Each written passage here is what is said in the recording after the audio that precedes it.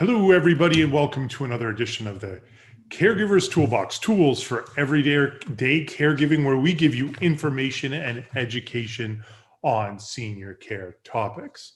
Today, we have a guest with us, Heather Hersey of in Waltham, Massachusetts, an aging life care manager, and we were talking about orphaned older adults. But before we get to Heather, you're going to get to witness the first ever sponsor we have for the Caregivers Toolbox. How about that?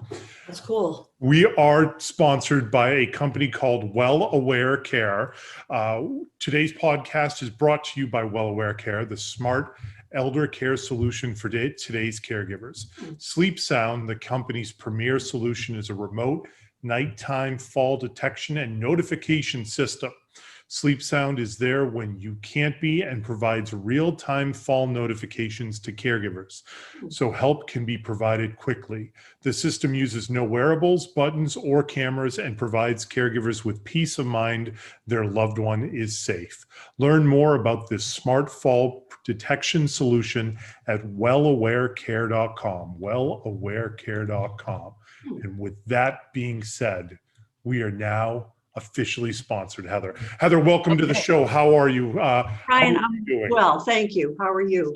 Doing very good. Now, before we get into this specific topic, to do a little bit of a backstory, I did a podcast on this very article that I'm holding right here. Probably over a year ago. I don't know when it came. It came out in basically 2 years ago this month. So it was 2 years ago. How time flies. And then you and I were doing a one-to-one at some point in time, and we got talking about orphaned older adults. So we thought it would be great to have a discussion about this specifically to get your input on it. But while we will get to that, how about we spend just a couple minutes kind of answering who you are, how you got into being an aging life care manager, and kind of what your role is on a day-to-day basis in a senior's life, to give our listeners and who's viewing this online an idea of what your background is and why you're able to speak about these topics. Okay. So again, Heather Hersey. My company is called Heather Hersey Care Management, based in Waltham. I have been doing this type of work for now maybe 26 or 27 years. Not always as a certified care manager, but I literally fell into what I do. My education had been in, my graduate education had been in health policy and planning, and then I went through a public health program. And went into my initial work was in management and healthcare. I worked for, nonprofit healthcare facility in Boston, and went from management to doing public relations and fundraising and grants writing, working for a nonprofit. You know how it is, you do everything. And I basically really burnt myself out. So I was casting about from what to do. And a friend of mine, Walter, who was running, he was the administrative head of a nursing home in Weston, right near me, he had a resident who had no family involved in her care. She did not have children. She did have nieces and nephews, but basically he was taking it on. And his boss, who owned 7 nursing homes, said to him, Walter, this is not your job. You need to find somebody to help Jesse. And that was how I got started, was meeting Jesse through Walter. And that was a long time ago. And then from there, we ended up in an ambulance, and the ambulance the ambulance driver introduced me to somebody at a large continuing care retirement community. And it was kind of off to the races. I didn't work there, but there was huge need. And the resident services person saw that, and there weren't many care managers around at that point. So that was kind of how I got started. So I'm a member of the National Association of Aging Life Care Managers, which is sort of the professional association for geriatric care managers. We changed our name maybe 5 or 6 years ago now, because geriatric is not a really, who wants to be geriatric? The other thing is that we are providing care to younger seniors. So I actually have two clients who are in their 60s, one 64 and the other one 67, 68. And then, you know, beyond that, I have people in their late 70s and then later 80s and even well into 90s. So that's kind of where I am. So I have a small practice. I pretty much work on my own, although I partner with a lot of different people, you know, in terms of any help that my clients might need. And I help families with everything from, we have an emergency. My mother fell. She had to go to the hospital. Can you set up the transition from the hospital to rehab to back home? Make sure she has the safety equipment. Right now I'm working temporarily with somebody who's going in for hip surgery. She's a young person, meaning 67, that's young. And just getting her, she lives up by herself. She's not married. She doesn't have kids. And just getting her, like getting the help in place, going in and doing a safety assessment and seeing what she needs in terms of equipment for temporarily, finding her a ride to the hospital the day of, and, setting up the caretaker stuff, which for her is going to be minimal. But so I do that type of thing. I get involved with people in terms of looking at their, do they have the documents in place, their legal documents in place? Do they have, where are they going to live in time? I have a younger, when I say younger, like late 70s, early 80s couple, and I've worked with them for a long time on where do they want to live when they can no longer live at home, because they're thinking they probably will move out of the house and, move into someplace. So I've researched, they've gone and visited a number of places. And finally, last year, we made some applications. So it really varies what I do. In some cases, people are really reluctant to have somebody come in and manage their care, but they may recognize that they're having a hard time keeping on top of the bills. So sometimes that's how I get started. I go in and I sit with them and I pay their bills, or I set them up for online payment. And then in time, they come to trust me and feel like they want me to go to their doctor's appointments with them. They trust me to, okay, I'll try having somebody come in for a couple of hours a day. Okay, maybe I'll try the shower chair, I'll wear the bloody alert, the type of things, that people aren't really crazy about doing. But maybe slowly with me, they may become more amenable. And you know what? Not always.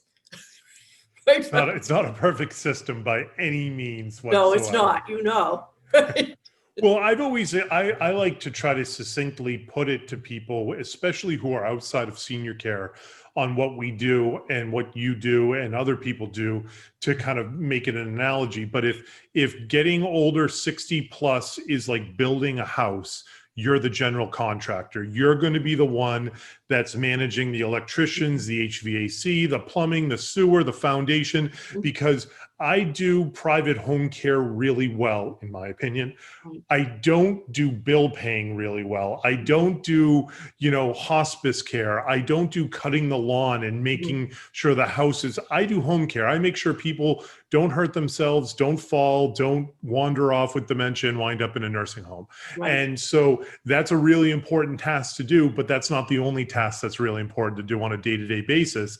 And so as more and more seniors live alone, away from family members that have moved out of state or even just moved out of the region, that's where people like yourself become so critical, because you're the advocate for that senior and you're the eyes and ears for the family members to make decisions based on your opinion and your advice. Mm-hmm. So, I mean, that's kind of it. And of course, it's not something that necessarily people think about when mom's 60 and fine. It's you know what I mean? It's not always part of the plan, but then once somebody's in it, they realize how many decisions need to be made on a weekly basis, how many vendors there are, it's like running your own little business, right? Yeah. And then your life is its own little business. There's a lot of people that, I've got the fireplace guy coming next week. What happens if I have dementia and I didn't know that, and then all of a sudden you're there to be the one that's like, hey, we need to get this fixed because it's broken. Right. And so that's, I think that's your story of being caring for somebody that didn't, or working with somebody that was trying to be an advocate for the, unfortunately, many people in that nursing home facility that didn't have family members. I mean, talk about a segue into what we're talking about today, which is these Exactly. orphaned individuals. What's your experience with orphaned seniors? You know, what's kind of been your experience of that kind of caused us to say, oh my gosh, we should have a podcast about this? Yeah, well, I mean, my experience was I was thinking that I had over the past few years, 3 or 4 different clients, well, one a couple, and then maybe 3 other individuals. And they came to me, in one case through a social worker, through a medical practice. And I mean, not all medical practices have social workers, but this particular practice did, and what our doctors were realizing, this one client, was that she was in really good shape physically, but there was definitely some dementia at play. They knew very little about her life. They didn't even know if she really had any relatives, and she would often skirt that question. Everything was fine. She had it under control. And I got called in, and, I met with, let's say, Mary and the caseworker from the, doctor's office. And at the end of, we talked, and at the end of it, Mary said to me, well, when I need you, I asked her if she'd be willing to work with me. And she said, well, yes, when I need you. But she didn't see that it was that the reason I had been pulled in was because she really needed me then, although she didn't realize it. And subsequently, a bunch of things began to happen. Things began to fall apart. She was living alone in her own condo. Gas was being left on. She had a bed bug infestation. Refrigerator often was not full or even close to full, rotting food. Things were not being taken care of. And she was kind of in trouble because, one, the bed bug infestation, I had been told by the management company of the condo complex that if it spread to another unit, and there were many units, that she would be liable for the, any expenses incurred. And she was just in denial about it. She would not, she just didn't want to talk about it, didn't want to deal with it. So, and the same with the leaving the gas on, although neighbors of hers who I had come to know a little bit, because I was trying to find out more about this woman, because I didn't know a whole heck of a lot, nor did the social worker from the doctor's office. It was becoming more and more apparent that really nobody had a handle on whether this woman had a will, a trust, a power of attorney, a healthcare proxy. We were, she did not, she said, oh yes, everything is all set. You don't have to worry about that. But nobody could find anything. And when we found it, it was out of date. And then on top of that, so it was out of date, and I reported her to Protective Services because she really was becoming more and more at risk. So for the reasons I mentioned with the bed bug infestation and the out of date, whatever. And one thing they found out right away was that she had been scammed out of money on the, through her email.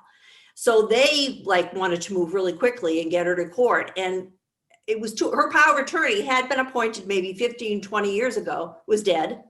Healthcare proxy, same person, same deal. And she ended up being appointed a conservator. Although she did have some small amount of family in another area, way out in the West. And she did have somebody who was willing, her niece-in-law was willing to come on board and to help, but by then it was too late. I mean, she did help, but to this day, she has the conservator. And it was just really, an example of, her family had tried to help her for years. So she had a sister in New England. She had this niece and nephew out in Colorado, but she just was so used to being independent. She'd been a professional. She taught medical students pharmacology, very intelligent, and she was just not really willing to let go. So that's just one example of, more than several people that I've had. I've had other people who maybe you wouldn't say they were orphans. Their, kids were in touch, but they were traveling in some cases all over the world for their work. And they had younger families, to take care of, and jobs and spouses who worked. And it was just, so that case in particular, and some others are what got me, I think what brought me to mention it. Yeah, I mean, Yeah. it's shocking. I mean, what got me, I mean, to very quickly summarize this article that I was reading, was they were this. It seemed like how in Boston you'll have like, Fox 25 investigates, and they investigate some shady contractor. So they did something like this where they started investigating these orphaned, and what happened was, this guy, and I'm sure they're all, fake names, named Jerry, was wandering around DIA, Denver International Airport, with a dog. And so some United Airlines worker said, "Hey, what are you doing, Jerry?" They looked him up. He had had a one-way ticket from Fort Myers, and they called up the people where he came from, and they were like, "Yeah, there's a one-way ticket for a reason. We're done with him." And so the Denver police contacted his wife. The wife claimed that at some point in time, Jerry tried to kill him. So she wanted nothing to do with him, but she'd take the dog. So it ended up being this long story where this guy named Jerry was basically abandoned. And that what ends up happening is that the only thing police can do is send these individuals to a hospital. And there are now becoming more and more prevalent these hospital units that are dedicated to orphaned adult seniors, many of whom have dementia. And it ends up costing the taxpayers millions of dollars a year, I guess, as it would being in a nursing home on Medicaid, to house these folks. And they have dedicated social workers and case managers that just reach out to try to find family for these individuals. And more often than you would expect, they find family that has zero interest in being involved in this person's life. And of course, sometimes when these articles end in this way, I question how authentic they are. But the daughter of Jerry, they ended up tracking her down, and Fox 25 investigates, flew down to Florida, found her, asked her in person what was going on, then went to her work and asked her what was going on. And she worked at a private home care company. And so, they claimed the irony of this woman abandoning her own father when you work in the senior care world is pretty crazy. And so in this article, it basically said that they did a check of all of through the Denver Hospital Association or the Colorado Hospital Association. And they found that in just the month of September, there were 113 orphaned seniors that were in Colorado hospitals that had entered just for that month. And so you're just sitting going, oh my God, over 100 people a month are going into these hospitals in just one, for the most part, major city of Denver. I mean, how many major cities are there in the United States? Well, there's one in every single state, if not 3 or 4. So you just sit there and you go, this is, obviously not very often talked about, and it's really, surprising that this is going on. Yeah, no, and it's not. There was a study done by the University of Michigan, and it was in 2016. And the article that came out in a geriatric journal was called "Elder Orphans Hiding in Plain Sight, a Growing Vulnerable Population." And the study concluded many things, but as far as the incidence of elder orphans, which was basically, older adults over 65 who really didn't have they didn't have to actually be orphans. Like you gave example of people who have family and kids, but they were basically on their own in terms of making decisions. There wasn't somebody actively there to, help them out. So they said, and that's what I think these individuals mean, that these people aren't necessarily always abandoned. They either can't track down family doesn't know what happened to them. They're on their own for a number of different reasons. Exactly, for many different. So they came up with, one that at that point in time, the number of seniors who they considered orphans, elder orphans, was 22.6%. And that problem is only going to grow with the, baby boomers aging out and more people deciding not to get married or to have children. Can be totally independent decisions. And how do we help those seniors? How do we identify them, for one, and then beyond that, how do we help them? I mean, there's, a lot of a lot of not good consequences that come from like isolation and being alone. And that doesn't mean that that people who don't necessarily have family around don't have friends, but as your friends age and they've got their own things going on with their spouses or family members, and you're finding yourself spending more time alone, you're at risk for cognitive decline, you're at risk for certain physical things. And you're at risk for potentially having an accident in the house or a heart attack. And who's going to notice that you're gone? Who's going to say, whoa, we haven't seen John in a while, or we haven't seen Heather in a while. So there's a lot, there's a lot to be considered. And the other issue with that is, and we kind of talked about it with the new program that I came out with, which I'm not going to get into here, but that fabric of neighborhoods where people would check on one another, Yeah. and they would be, the days of buying one house Mhm. and living in that house for 25 or 30 years until you're ready to retire down to Florida or Arizona or wherever you want to go. Yeah. That is usually long gone. It's usually, the average house right now is owned for 8 years. Mhm. So, the idea that somebody's going to live in a house for 25 years and then, hey, Heather's a little bit older than I am and I'm 50 and Heather's 80 or whatever it is, and I should probably go over and knock on Heather's door a couple times a week just to see how Heather's doing and make sure everything's okay. That doesn't happen nearly as much, and neighbors aren't as outgoing as they were. They may not even know each other's names, and that's another kind of leads to that same problem where that kind of church going fabric of society where you look after each other and have that kind of culture of community responsibility goes away as people come and go and move on a regular basis and don't get to know one another.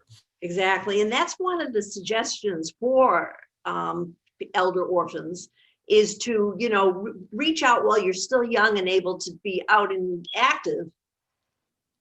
Get involved in a church, get involved in your community so that you get to know people and you have a network, which helps with the loneliness and isolation.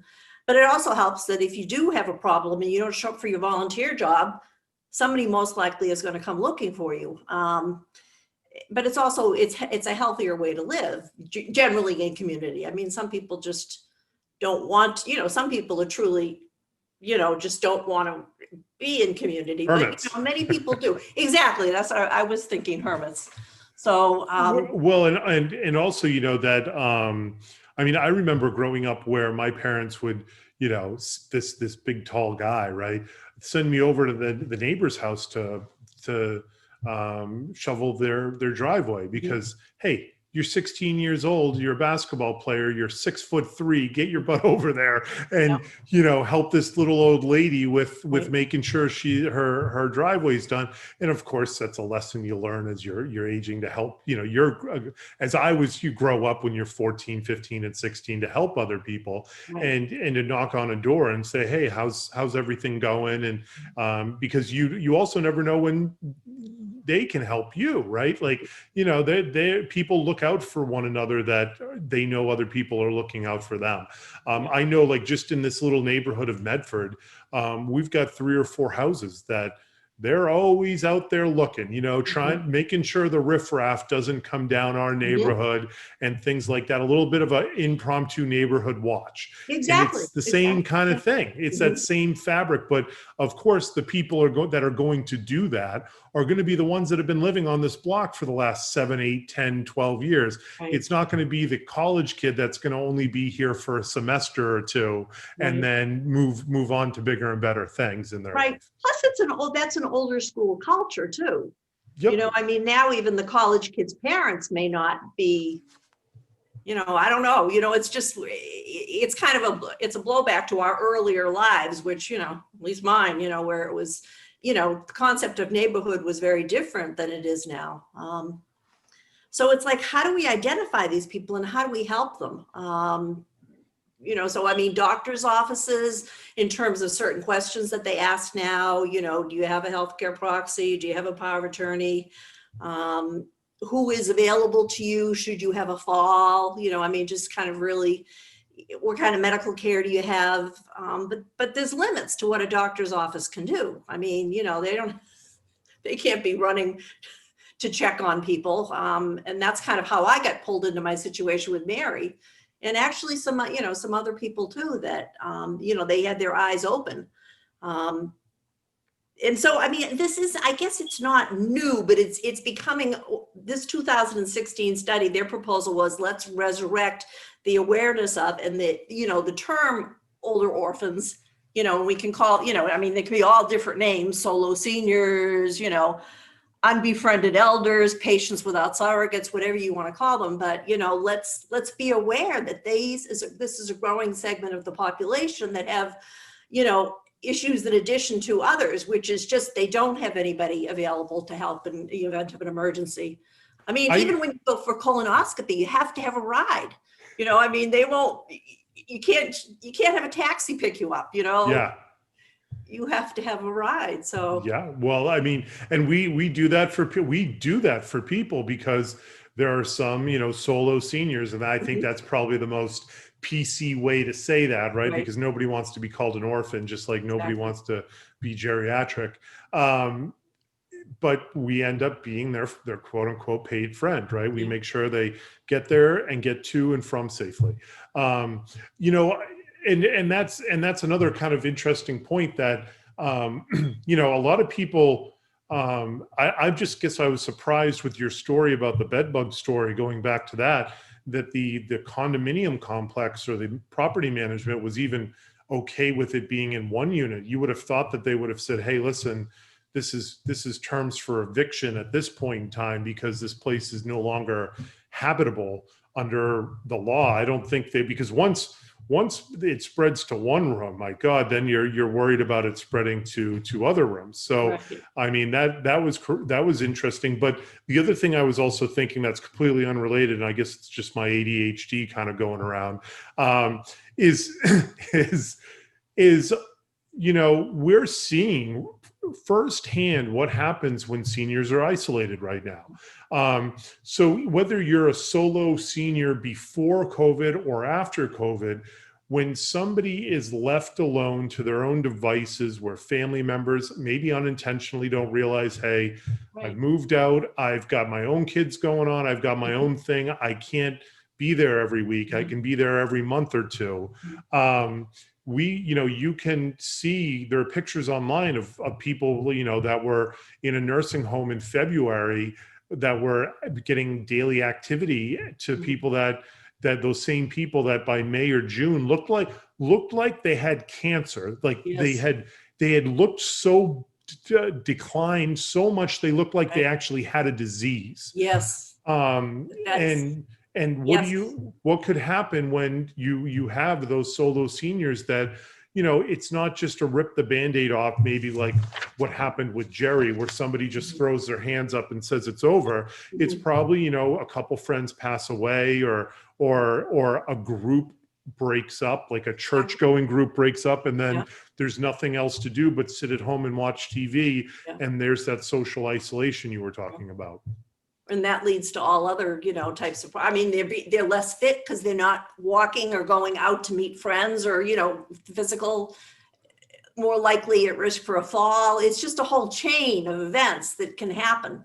And it's really something. So, I mean, just basically being aware of them, and now there's a woman, a couple of things. US News and World Report did it after the study in 2018, did an article on elder orphans, and they interviewed Lisa Mayfield, who's a past president of the Aging Life Care Association. And she interviewed, and she said that she thought somewhere around maybe a third of her caseload or many care managers' caseloads had elder orphans. And then beyond that, a woman who was taking care of her own parents and realized after they died that she herself was on the track to be an elder orphan. She founded a Facebook group, and it's there. I went on to check the elder orphans on Facebook. I think it's well over 9,000 members as of last night or the night before when I checked. And, you know, very strict criteria. You have to be over 55, which to me doesn't seem that old, but anyways, you have to have no children nearby. You can have children, but no children nearby. And now I can't remember the third, so talk about ADHD. But, you know, people talk about things like, okay, I have a colonoscopy coming up. You know, anybody have some ideas about rides? Or I'm going for surgery, but I'm not comfortable taking Lyft or Uber. Any ideas there? Or I've been eating takeout, but my doctor tells me I really need to change my diet to be more healthy.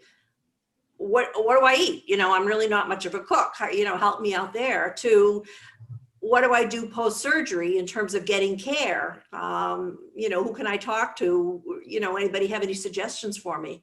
And then AARP also has a group, like an online group. And I can't think of what, it's not called Elder Orphans necessarily, but it's people who identify as elder orphans. And I saw posts on there from people who were 62 and 63 years old, which to me is young. But, you know, that are talking about, you know, I'm not driving anymore. I've got some physical limitations, and just sort of like banding together to get ideas on, you know, so that's kind of the good news. Well, I mean, it's interesting, Heather, and it kind of goes down a bit of a rabbit hole. And again, it's, excuse me, it's highlighted by COVID as well, Yeah. is that, you know, you talk about it's not very, very young, and I agree. But the other thing that we sometimes forget about is how people treat their bodies, right? And so if you treat your body poorly, and I'm not here to get on my high horse about things, I'm not perfect by any means, but the worse you treat your body, it's like your car. If you don't keep the maintenance of the car, you're not going to expect it to go for 200,000 miles. Exactly. And so, you know, the 65-year-old very well may not, and it's not for everybody. So if you're, you know, the most in shape 65-year-old that needs help, you know, everybody's different, but when you look at numbers wise, you know, if you're not treating your health with the respect that it needs to, well, then you're probably going to be needing that type of information earlier in life than somebody that doesn't necessarily that has focused on their health and their well-being a bit more than maybe others have.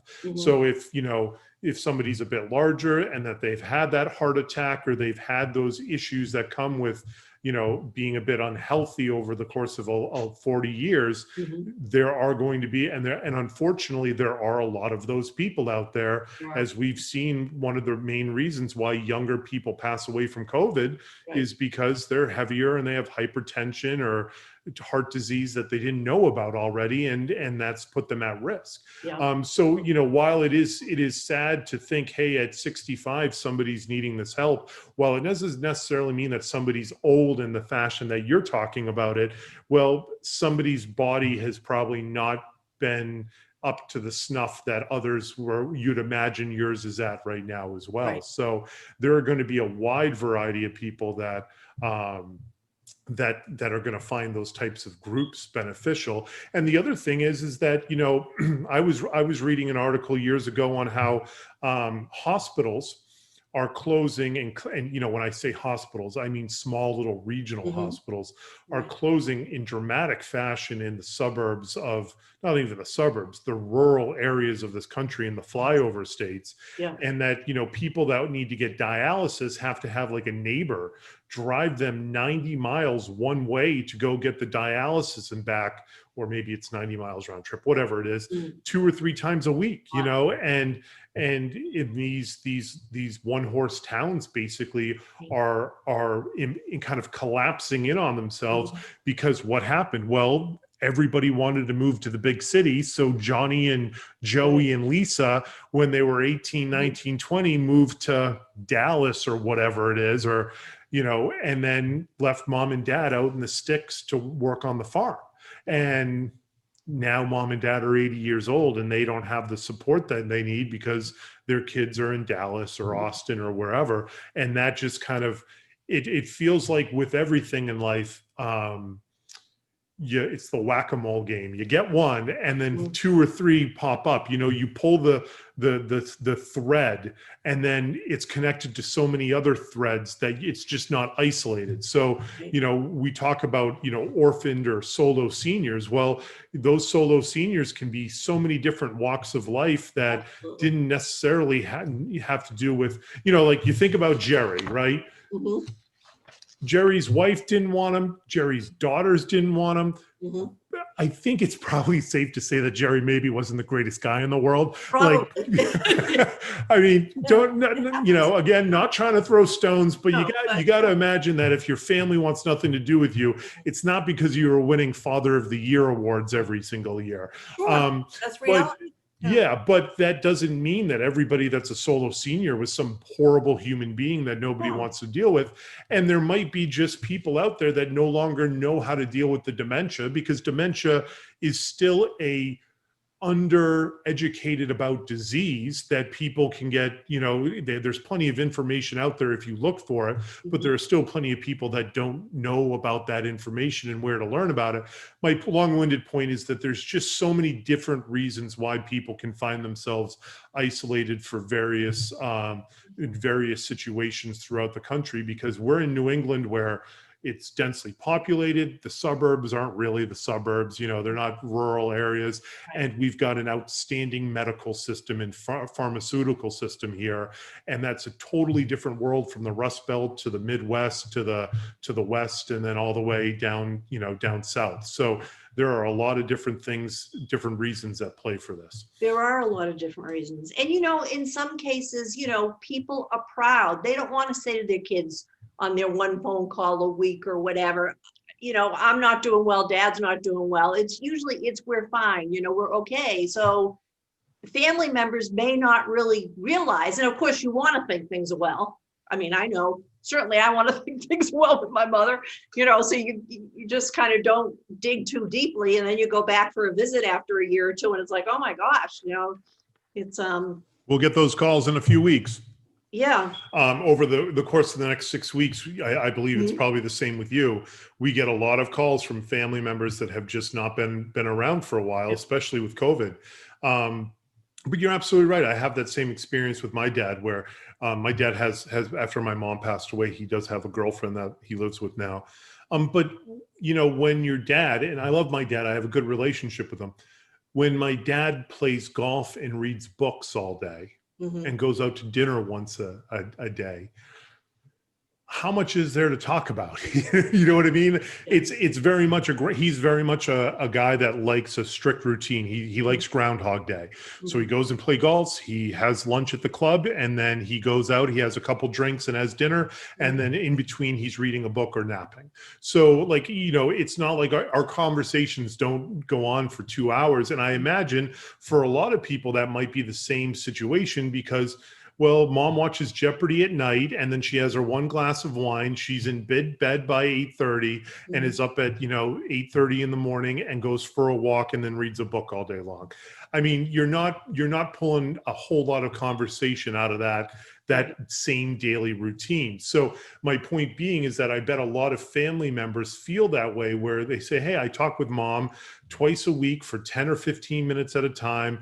Most of the time I'm talking about what her grandkids are going through and I don't really talk to them about them much, because they do the same thing every day. And then you fly in and realize, things have changed dramatically from the last time I've been here. Exactly. You know, and then more people aren't having kids. So they, you know, really do become, in a sense, you know, they don't have the family around. So it's both. I mean, there are all kinds of situations. So you don't have to necessarily be childless to be an elder orphan. Absolutely. So I mean, you know, I just think in the line of work that we both do, you know, it's really just being aware, which we're not always necessarily. I mean, you know, at first, you know, but just being aware that at least 1/5 or more of the population of elders, people over 65, are likely to be an elder orphan. And how do we get them that additional support that they need? Absolutely. There's no magic pill that's going to come from this discussion. It's really more or less, we're having the discussion where people will listen to it and maybe be, oh my gosh, I didn't realize that. Yeah. And oh my gosh, I recognize my neighbor as exactly what Yeah. Heather and Ryan are talking about. Exactly. Maybe go over there every once in a Mhm. while, knock on the door and bring them a beer or have a cup of tea Right. or coffee with them and just talk for half an hour. Yep. Absolutely.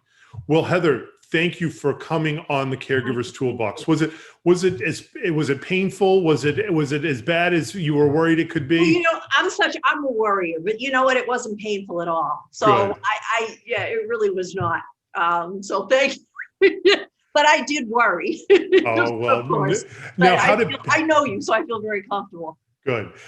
Good. And so how do people, if locally people want to reach out to you, what's the best way to do that? They can call me or they can email me at heather@hhcaremanagement.com. They can Google Heather Hersey and my website hopefully should pop up. And there is an easy way right there. You just kind of send me a message and I'll get back in touch with you. Awesome. Well, then, So, if yeah. if you want to learn more, let's go find Heather's website. If you're watching it on the video, Heather's name is in the bottom left-hand corner, so you can just type that into Google. And other outside of that, I haven't done a podcast in like a good month or so. It feels like. What do I say at the end of it? Well, anyways, thank you all very much for listening to the Yes. Caregivers Toolbox. We appreciate your listening to it, and we will catch you on the next one. Have a good day. Ryan.